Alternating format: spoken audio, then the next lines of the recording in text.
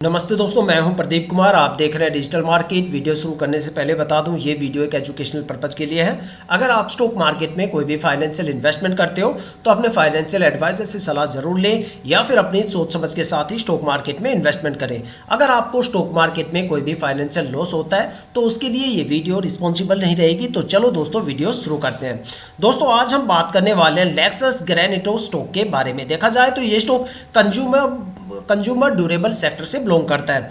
देखो, आज इस स्टॉक के बारे में दो सबसे ज़्यादा इंपॉर्टेंट चीज़ें मैं आपको बताने वाला हूं। अगर वो दो बारीक चीज़ें आप किसी भी स्टॉक के बारे में बारीकी से समझ जाते हो तो समझ लो आपने उस स्टॉक के बारे में 60 से लेकर 80% तक जो डीप फंडामेंटल एनालिसिस है वो मात्र चंद मिनट की वीडियो में कर डाली। देखो, जब आप किसी भी बैंक में जाते हो तो आप अब बैंक में मान लो अगर आप कोई भी पॉलिसी करवाते हो, एफडी करवाते हो, कोई भी म्यूचुअल फंड करवाते हो या फिर वहाँ पर कोई भी बॉन्ड लेते हो, तो आप हमेशा बैंक से ये पूछते हो कि भैया जहाँ पे हम इन्वेस्टमेंट कर रहे हैं आखिर वहाँ पे कितने कितने टाइम ड्यूरेशन की होल्डिंग करने पे आखिर इस चीज़ से हमें कितनी मैच्योरिटी मिलेगी। लेकिन जब हम स्टॉक मार्केट के केस में जाते हैं तो ये चीज़ें हम बिल्कुल भी चेक नहीं करते। हम बस बेसिक फंडामेंटल देखते हैं और स्टॉक के अंदर एंट्री कर जाते हैं। जब एंट्री कर जाते हैं तब हमारे सामने ये सवाल आते हैं, क्या स्टॉक से रिटर्न देखने को मिलेगा? रिटर्न मिलेगा तो कितना मिलेगा? कितने कितने टाइम ड्यूरेशंस में यहाँ पे गिरावट हो सकती है? मैक्सिमम स्टॉक में कितनी गिरावट हो सकती है? कौन कौन से टारगेट ये स्टॉक के, कौन कौन से ऐसी सपोर्ट लेवल है जो ये स्टॉक तोड़ सकता है? तब काफ़ी ज़्यादा सवाल हमारे चारों तरफ घूमते हैं।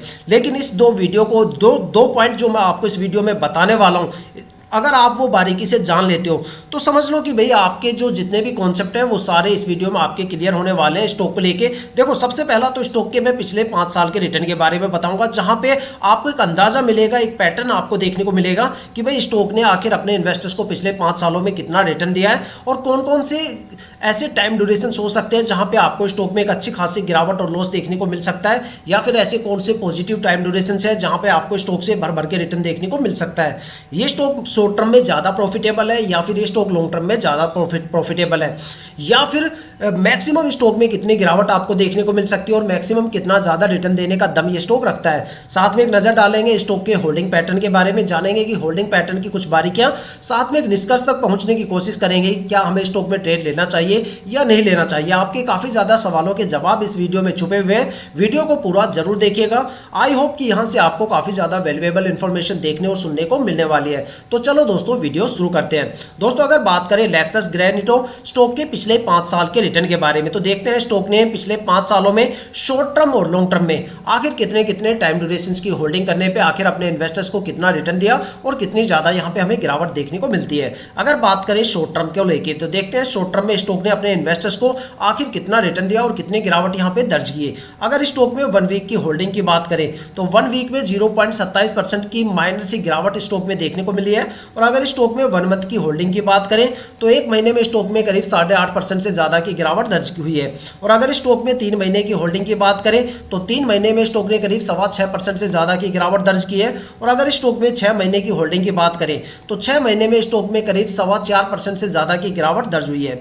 और अगर स्टॉक में 9 मंथ की होल्डिंग की बात करें तो 9 महीने में स्टॉक ने करीब 4.5% से ज्यादा की गिरावट दर्ज की है।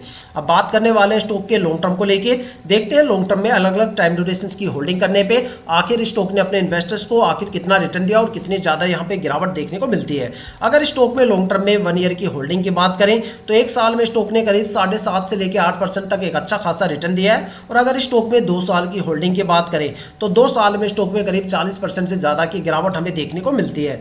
अगर बात करें स्टॉक में 3 साल की होल्डिंग की तो 3 साल में स्टॉक ने करीब 62% से ज्यादा का रिटर्न गेन किया है। और अगर स्टॉक में 4 साल की होल्डिंग की बात करें तो 4 साल में स्टॉक ने करीब 86.5% से ज्यादा का रिटर्न दिया है। अगर स्टॉक में 5 साल की होल्डिंग की बात करें तो 5 साल में स्टॉक ने करीब 372% के करीब रिटर्न दिया है। देखा जाए तो 5 साल में स्टॉक ने अपने इन्वेस्टर्स का पैसा करीब 3.5 गुना से ज्यादा करके दिया है।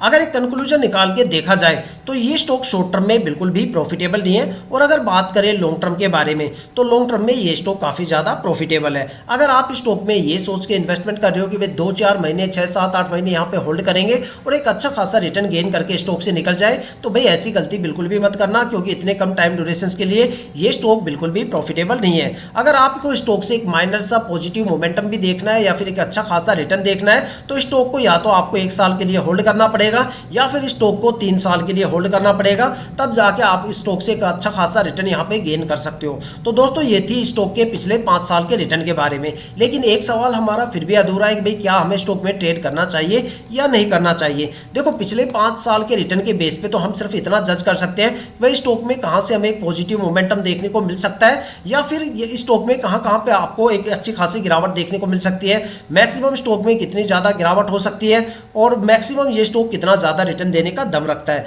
लेकिन अब जो रिटर्न्स होते हैं वो अनसर्टेन होते हैं। देखो आने वाले टाइम में हो सकता है भाई स्टॉक के रिटर्न कुछ ज़्यादा भी आपको देखने को मिल जाए या फिर आने वाले टाइम में स्टॉक के रिटर्न और भी ज़्यादा कम आपको देखने को मिले।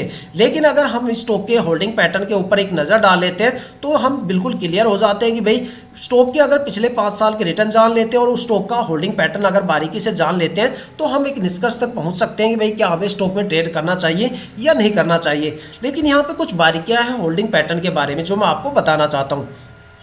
देखो किसी भी स्टॉक में ट्रेड करने से पहले वहां पे प्रमोटर की होल्डिंग 50% या उससे ज़्यादा होनी चाहिए। अगर किसी भी स्टॉक के अंदर प्रमोटर की होल्डिंग 50% से कम है तो वहां पे आने वाले उसका मतलब होता है कि भाई प्रमोटर अपनी होल्डिंग को जल्दी से रिलीज करने की सोचेंगे और आने वाले टाइम में स्टॉक से आपको रिटर्न कम देखने को मिलेगा और स्ट्रेस लेवल ज़्यादा देखने को मिलेगा।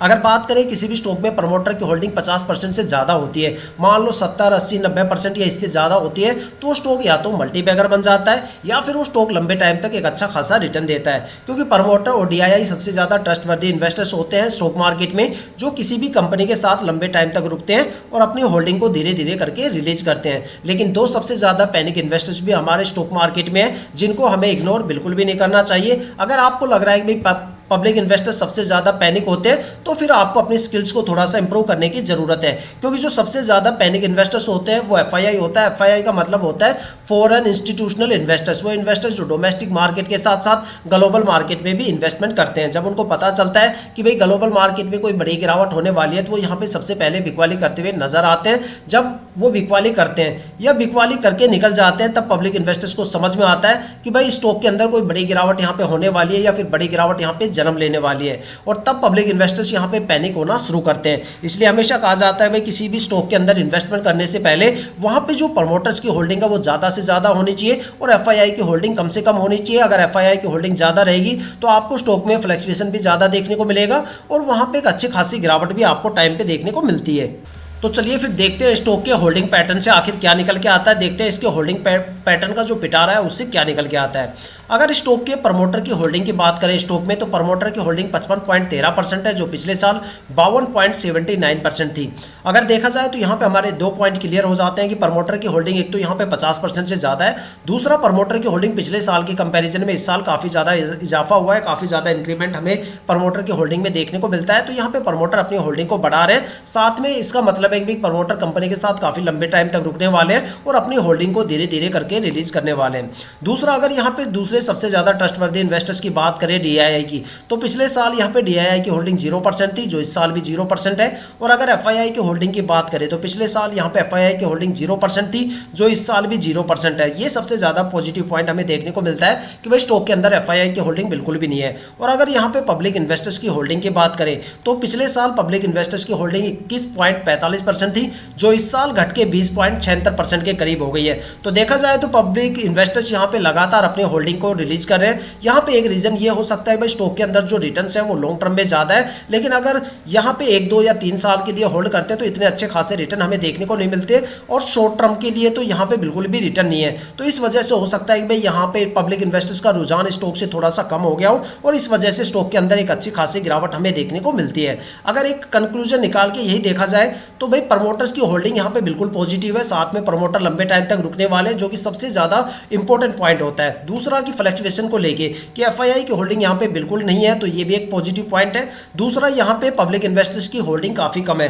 अगर पब्लिक इन्वेस्टर्स ज़्यादा हो जाते हैं तो स्टॉक में भी आने वाले टाइम में एक बड़ी गिरावट आपको देखने को मिल सकती है, क्योंकि जैसे प्रमोटर्स बढ़ेंगे तो जैसे ही पब्लिक इन्वेस्टर्स बढ़ेंगे तो प्रमोटर अपनी होल्डिंग को कम करते हुए नजर आएंगे। तो जब भी पब्लिक इन्वेस्टर्स की होल्डिंग बढ़ जाती है तो स्टॉक में एक बड़ी गिरावट हमें देखने को मिलती है, लेकिन अगर प्रमोटर की होल्डिंग ज़्यादा बढ़ जाती है तो वो स्टॉक एक अच्छा खासा लंबे टाइम तक रिटर्न देता है। तो दोस्तों अगर देखा जाए तो स्टॉक के पिछले 5 साल के रिटर्न आपके सामने है। इस स्टॉक का जो होल्डिंग पैटर्न है उसकी बारीकियां आपको बता दी होल्डिंग पैटर्न का जो डेटा है आपके सामने है। अब डिसीजन आपको लेना है कि भाई क्या आपको स्टॉक में ट्रेड करना चाहिए या नहीं करना चाहिए। साथ में कमेंट करके अपनी राय हमें कमेंट बॉक्स में जरूर बताइएगा। तो दोस्तों ये थी अब तक की सबसे लेटेस्ट इन्फॉर्मेशन लेक्सस ग्रैनिटो स्टॉक के रिटर्न के को लेके, साथ में स्टॉक के होल्डिंग पैटर्न को लेके। अगर आपके माइंड में कोई भी ऐसा स्टॉक है जिसमें आप इन्वेस्टमेंट करने की सोच रहे हो या फिर आपने स्टॉक में इन्वेस्टमेंट कर दिया है और आपको स्टॉक के रिटर्न के बारे में बिल्कुल नहीं पता, तो आप हमें कमेंट करके अपने स्टॉक का नाम बताइए। हम आने वाली वीडियो में आपके स्टॉक को जरूर कवर करेंगे। अगर आप इस वीडियो पर नए हो या चैनल पर नए हो तो चैनल को सब्सक्राइब जरूर कीजिएगा, ताकि हम जितने भी डीपली एनालिसिस करके आप लोगों के लिए वीडियो लेके आते हैं उसकी नोटिफिकेशन आप तक सबसे पहले पहुंचे, ताकि आप स्टॉक मार्केट के हर पहलू से रूबरू रहें, अपने आप को अपडेट और अपग्रेड करते रहें। इसी के साथ ही वीडियो समाप्त करते हैं, मिलते हैं नेक्स्ट वीडियो के साथ।